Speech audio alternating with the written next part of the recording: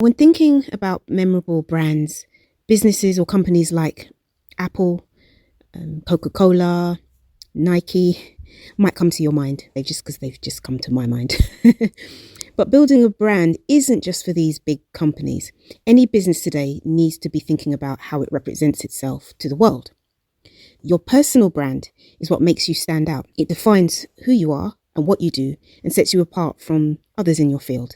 It showcases your unique value and how you can help customers. It's the reason they buy from you and not someone else. People remember you before they remember your products or services. And developing a strong personal brand brings huge advantages to your business. But it also helps build your confidence in your own work as you focus on what you do well and how you help people. And the thing is, a personal brand is essential for one-person businesses, i.e. a coach or a consultant, where their personal interaction with clients is key, or even for creatives who are directly tied to the work they sell. Welcome to the Elevate Your World podcast. This podcast is for anyone who wants to take their business to the next level. Each episode tackles a topic relevant to entrepreneurs and those looking to start a business. I share tips and tricks on how you can grow your business, find success, and elevate your life. I am your host, Jules.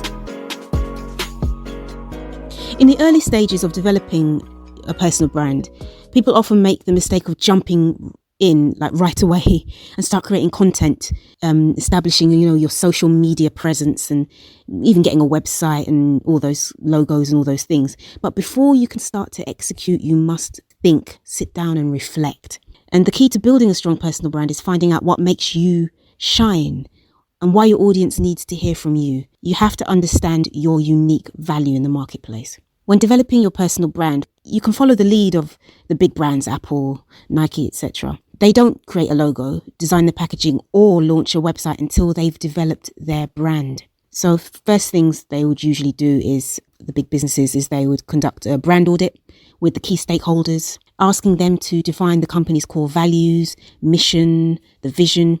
Once they complete this information and they refine it, then they create the brand guidelines. Now, you don't need to go as far as the big companies, those big brands, but you can use their methods to guide you as you develop your own personal brand. Now, so these are a few steps that will get you started.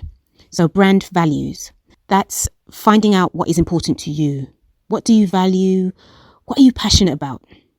This will help you create a vision for the future, and it provides you with focus as you work towards your goals. Then there's brand personality. And that's defining your key personality traits, envisioning your best self. These are the characteristics that create an emotional connection with your audience. Going on to brand identity.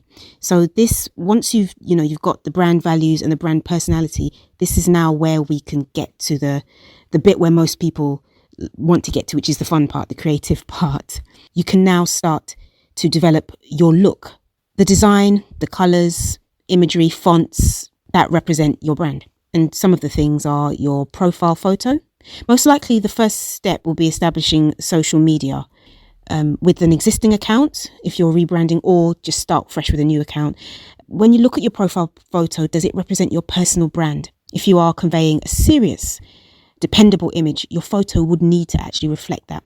Or if you're fun and quirky and outgoing, then again, is your profile photo representing that? Then you've got your color palette. So when branding, companies work with a color palette. So using one dominant color and maybe another couple of colors to complement it. The color you choose is key here. Again, if you are serious and dependable, I would say hot pink might not be your color. It might not reinforce that. As you might know, well, I hope you probably noticed by now, purple is the Elevate color, and it is also my personal brand color as well. Fonts.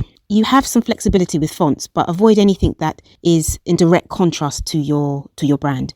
For example, if your brand is modern, futuristic, minimalistic, like that, stay away from fonts that are traditional or ornate, and stick to simpler fonts like sans serif fonts.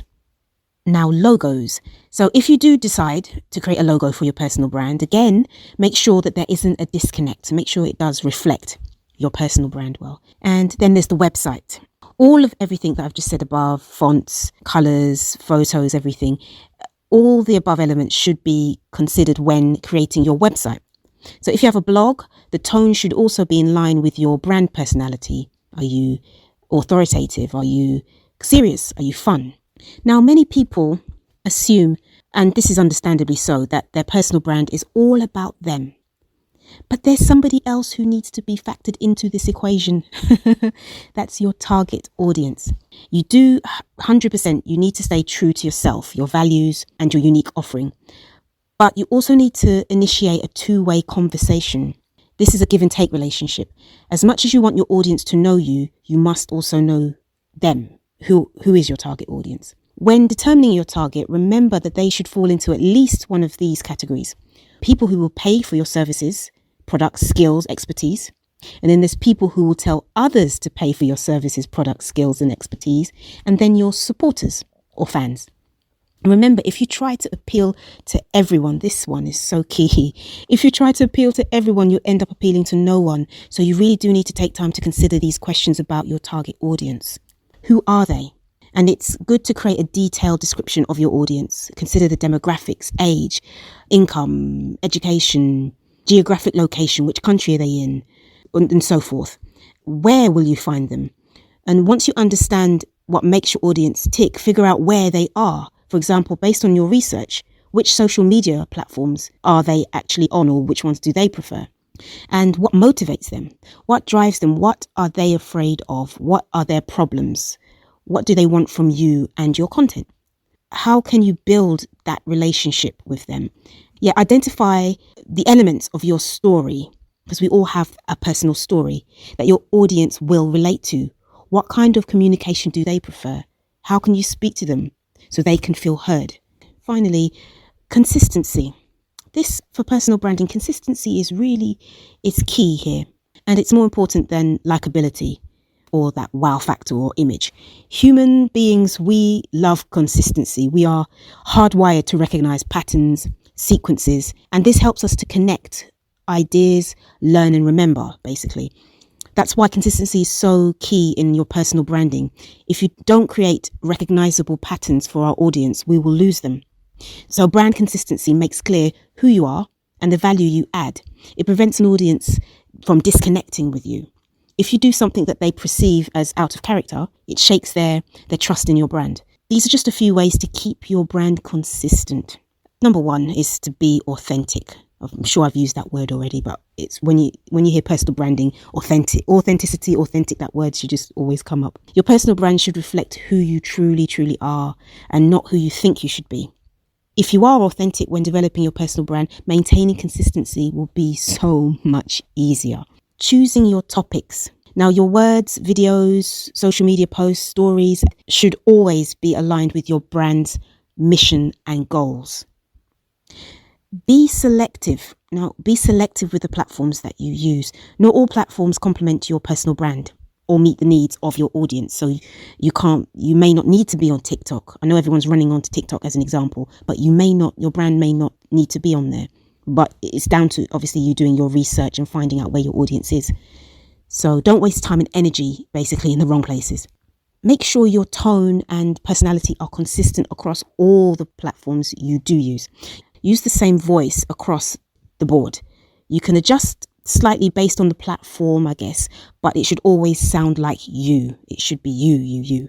The last one, finally, engage with your audience on a regular basis. Consistency also does refer to frequency. If your communications are sporadic, random, once in a blue moon, then this does create a disconnect. Reply to comments, reply to direct messages, etc. All of that stuff. Just be connected to your audience. Right. So if you would like some help with your personal branding, as usual, we are available on our website, elevatestudiouk.com. Thank you for listening to this episode on personal branding. I will see you on the next episode.